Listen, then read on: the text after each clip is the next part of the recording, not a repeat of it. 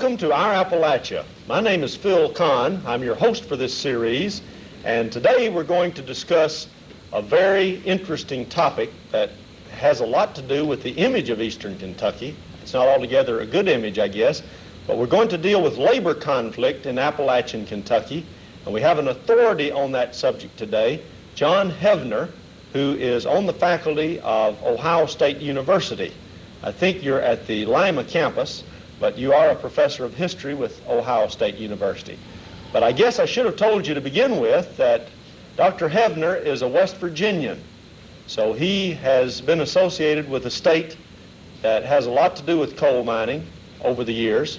He also is a graduate with both baccalaureate and master's degrees of Marshall University. So he's lived nearby in Huntington, West Virginia. Then he finished his doctorate at Ohio State University. Dr. Hevener, it's very good to have you on our campus. Nice to be here. And it's great to discuss with you labor conflict in Appalachian Kentucky. Let me share with the audience your book, Which Side Are You On?, which is a takeoff on an old labor song that I guess we've all heard. I guess it's a pro-unionization song. And this is the book by John Hevener, which deals with the labor disputes in Harlan County, Kentucky during the 30s. In fact, the subtitle is The Harlan County Coal Miners, 1931 through 1939. This is a great contribution to the whole area of labor disputes, of unionization, and in my opinion, Dr. Hevener, is the best thing available on the UMW of A, and giving almost a year-by-year and blow-by-blow account of the unionization of some of the mines in southeastern Kentucky. Let me ask you, how did you first get interested in labor disputes in eastern Kentucky? I noticed that your dissertation was on this topic. That was while I was a graduate student at Ohio State. I decided to major in labor history, and I started out to write a dissertation on the La Follette Civil Liberties Committee, and Gerald Auerbach was already doing I had written a seminar paper on the La Follette Committee. Gerald Auerbach was already doing a dissertation and a book on that topic, so I picked out Harlan County as one part of, to me, the most intriguing part of the La Follette Committee hearings as a focus for a different sort of study. Well, we're fortunate that you zeroed in on Harlan County, Kentucky, because your book is very useful in that whole area.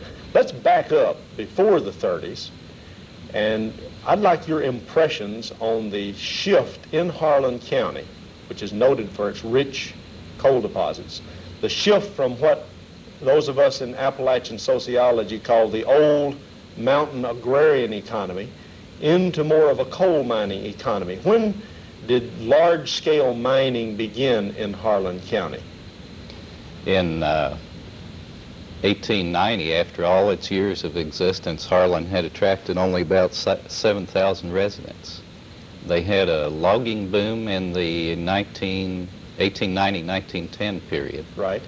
And by the end of that era, they had 10,000 people. Mm-hmm. Then the L&N Railroad extended a spur into Harlan in 1910, and the first mines opened in 1911 with about 117 miners. I see. Then the population of the county tripled in the next decade from 10,000 to 32,000, and then doubled again in the next decade. From 1920 to 1930, they went from 32 to 64,000 people, and ultimately in 1940 to a peak population of about 73,000. So large-scale mining is a relatively recent thing in Harlan County. In other words, Yes. It began well after the turn of the century and did result in a mushrooming of the population. And I guess the reason population was small in Harlan County before large-scale mining is because there's not really enough tillable land to handle many subsistence farmers. So with the coming of coal mining, with the development of coal camps, you did have a major expansion in the population.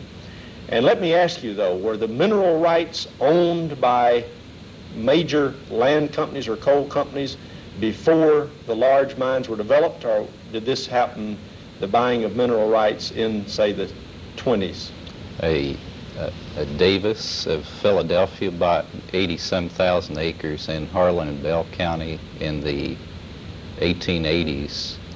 In the first decade of the 20th century, this was transmitted to the Centennia Corporation that was owned mainly by outside interests from Boston and Philadelphia, and they cleared title to all those deeds, and that was done mainly before 1904. So the mineral rights were owned by 1904, many of the mineral rights by outside companies. Some mining companies owned their own land. A large number of them in Harlan rented or leased land from the Centennia Corporation. But it took the rail spur to really cause coal mining to take off. And I guess most of this coal was railed from Harlan where? Where was the major terminal for Corbin coal? Junction, and then hit the main line of the L&N Railroad. And that would go down to Knoxville? And most of it then, that was one of Harlan's problems. Most of it was shipped north to the Great Lakes, right up through the coal fields of Ohio, Pennsylvania, northern West Virginia. And Harlan operators always suffered a disadvantage in coal freight rates, which was 25 cents a ton until 1929, and then because of an ICC ruling became 35 cents a ton, a greater disadvantage than it had been.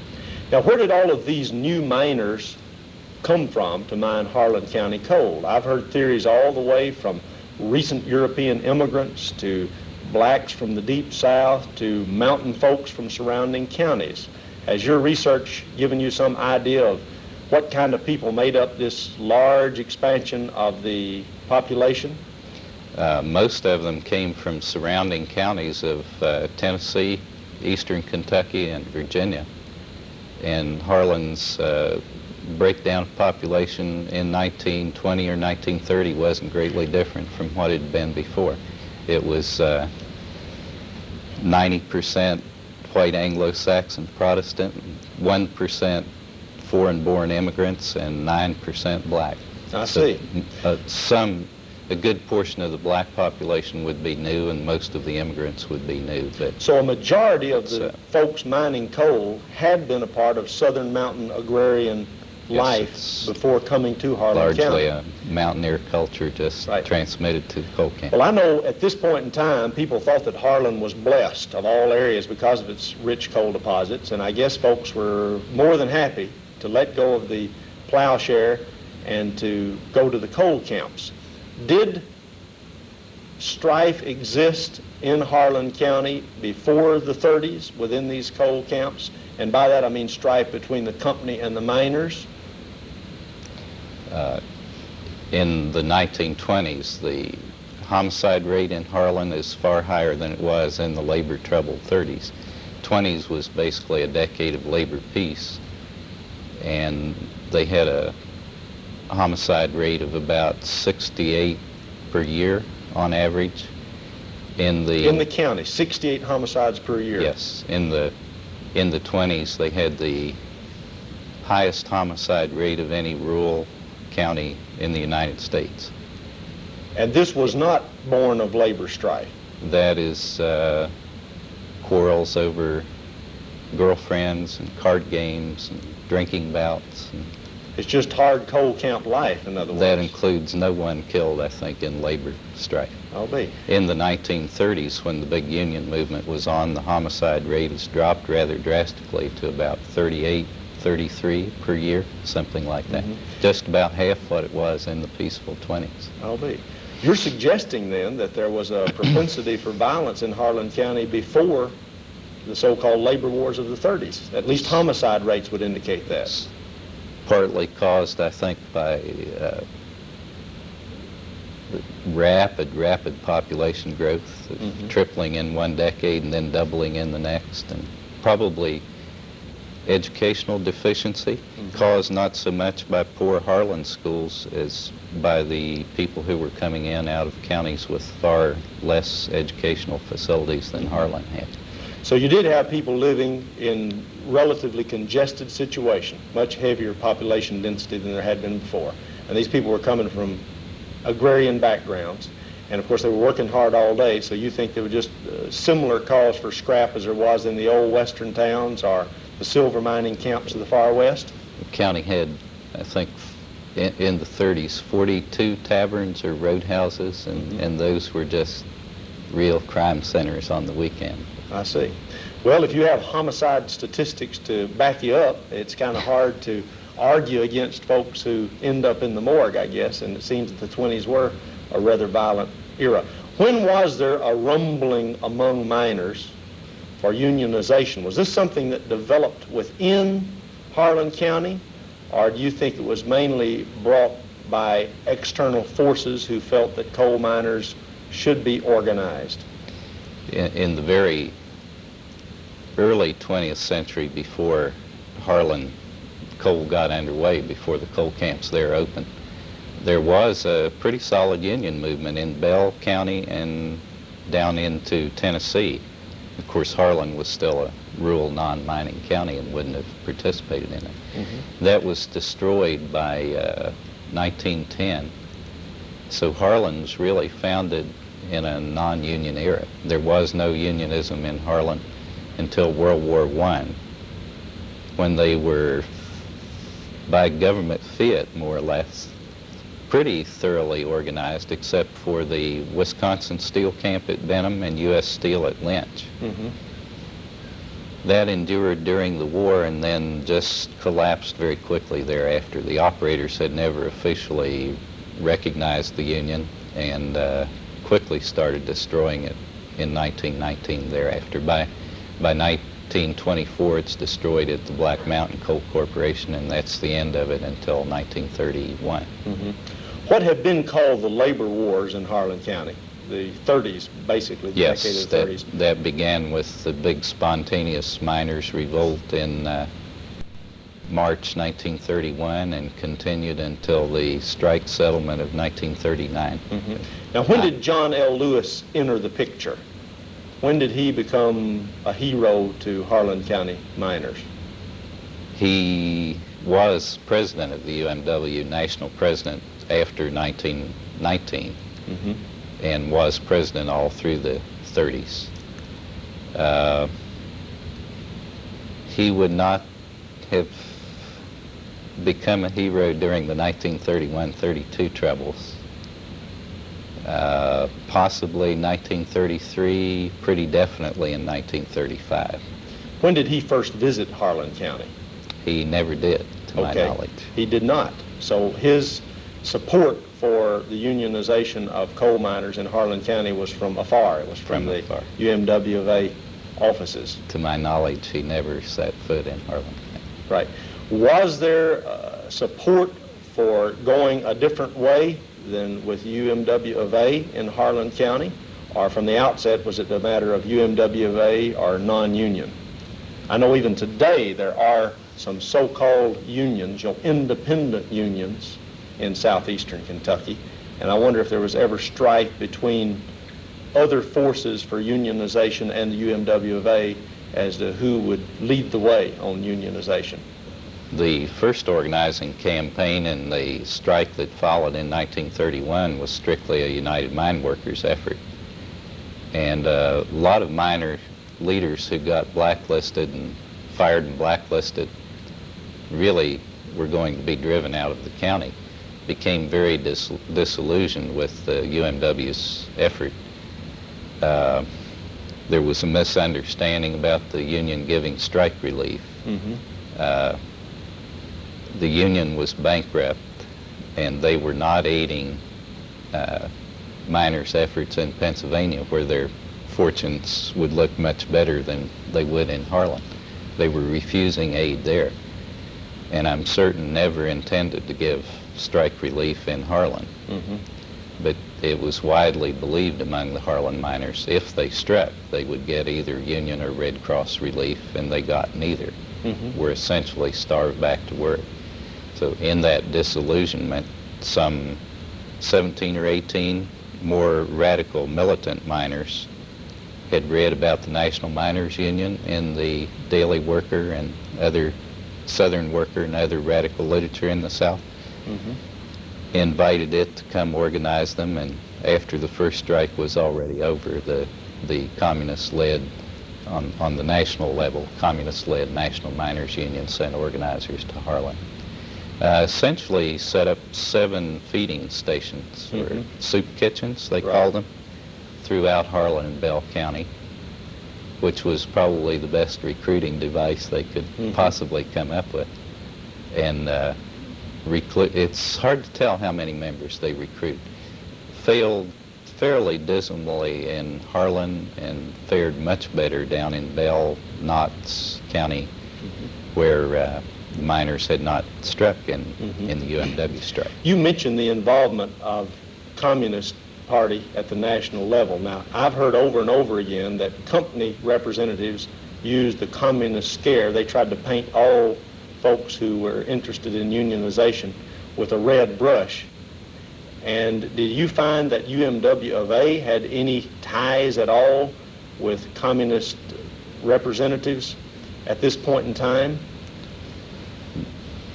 The United Mine Workers of America in the 1930s was probably the most red-baiting anti-communist group in the United States.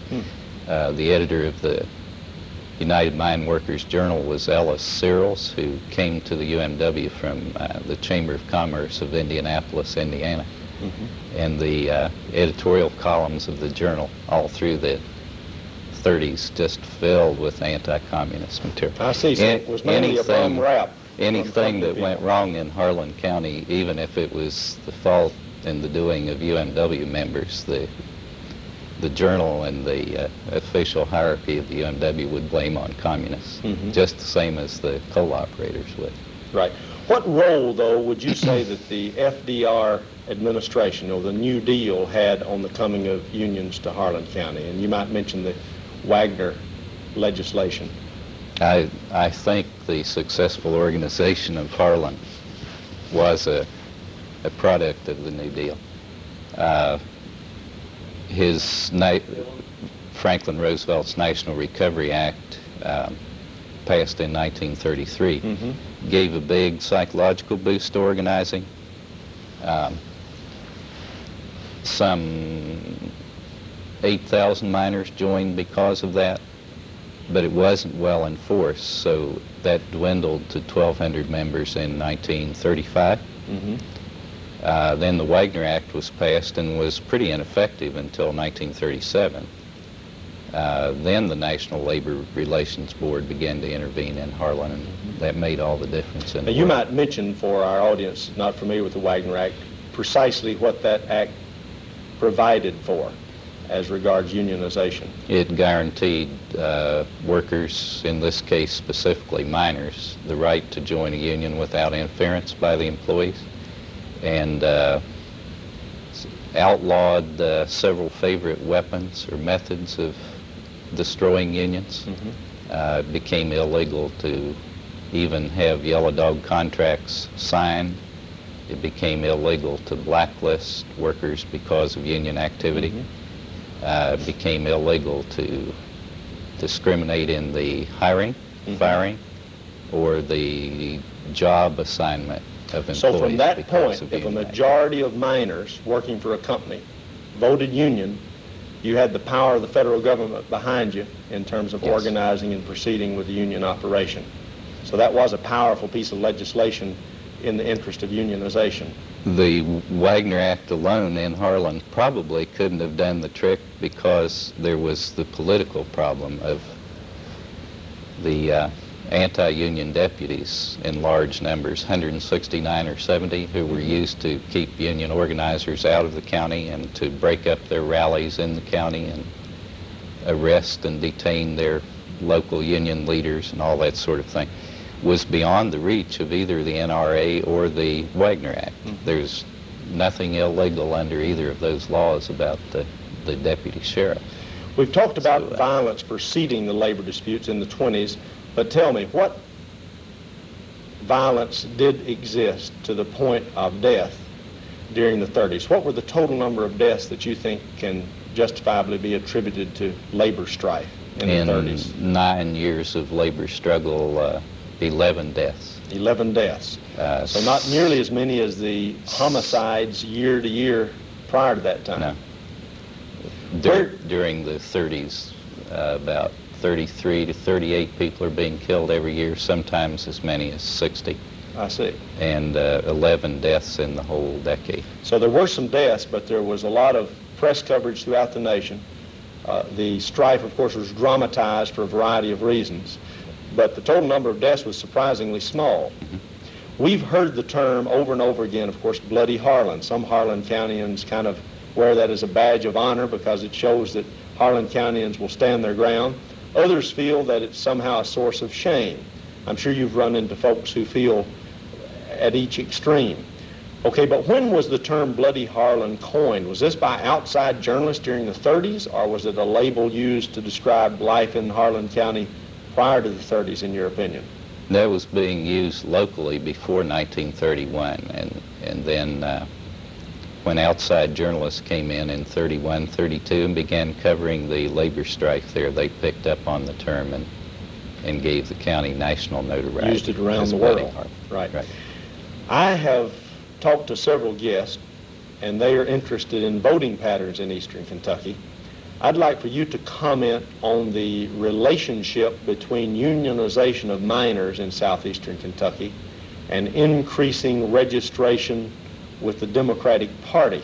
We realize that after the Civil War, many mountaineers, because of their allegiance to preserving the Union, the United States of America, became Republicans.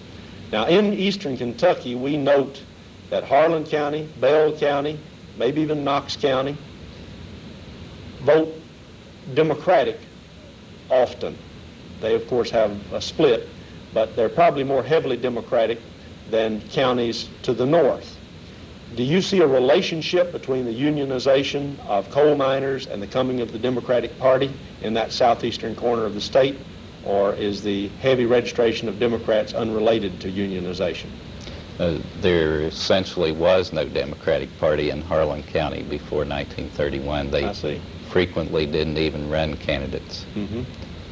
Harlan first, I hope I get these years straight, but Harlan first voted for a Democratic governor in 1932, 31, I believe. So clearly the Republican Party was the party of the coal company, and yes, the Democratic Party was the party of the unions as the strife became heated.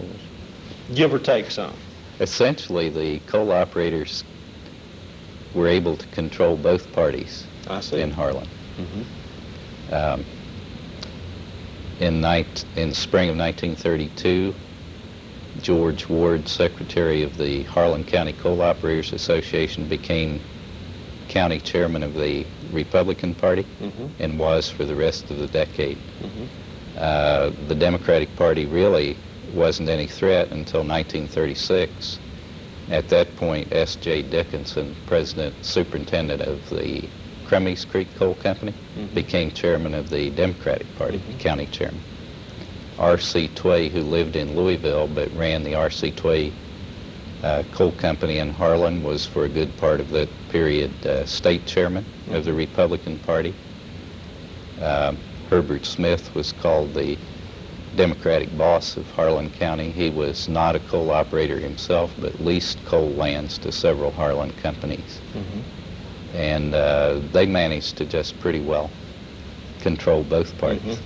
Well, Dr. Hevener, I've also heard that clergymen, and of course when you speak of clergymen in Harlan County, you're talking about all the way from lay preachers to ministers who are ordained and have divinity degrees, but I understand that clergymen had a major role during the labor struggles. I've heard over and over again that a lot of clergymen sided with companies and were opposed to unionization, either because they felt that it was flirting too much with social drift toward communism, or because they just had allegiance to some of their major donors. But now I've read in your book that clergymen were some of the major leaders of the effort to unionize. Could you tell us what the varying roles of the clergy were in Harlan County during the 30s? Starting in 1933, the two union field representatives, United Mine Workers field representatives for Harlan County, were Marshall Music, a lay Baptist minister, and Bill Klontz, a lay Methodist minister. Now, had these gentlemen been miners, or were they miners themselves, in addition to being lay ministers? Yes, sir. One of them had been miner, tipple operator, check weighman, local union leader at the Cornette Lewis Coal Company at Llewellyn. And Bill Klontz had been coal loader and mine foreman at another mining company there, the R.W. Creech Company. Right. Our time is just about gone, but I'd like to ask you, in concluding, a lot of miners feel somehow that the UMWA let them down. You know, they lament the troubled times for the miners' hospitals, as they were called. They feel that the benefits during strikes have not been what they should. Why is there this attitude that UMWA has not stood by its miners, and that, quite the contrary, the miners have stood by the union even when it hurt? Because of economic difficulties in the late 50s and early 60s, coal was really declining. I would say, first of all, the miners didn't stand by the union. And then by the late 60s, the union certainly wasn't standing by the miners. They began to close out the Appalachian hospital chain. Right. The one in Harlan was saved only by the Office of Economic Opportunity in the Presbyterian Church. Right. And they canceled pensions and welfare benefits and hospital benefits and so on, and really let them Well, down. thank you very much, Dr. Hevener. We could go on and on. We've just scratched the surface on this fascinating topic, but we do thank Dr. Hevener for bringing us some insights on labor conflict in Appalachian Kentucky. And we hope you'll join us again next week when we discuss another part of our heritage and our culture here in the Appalachian South. Thank you very much. Thank you.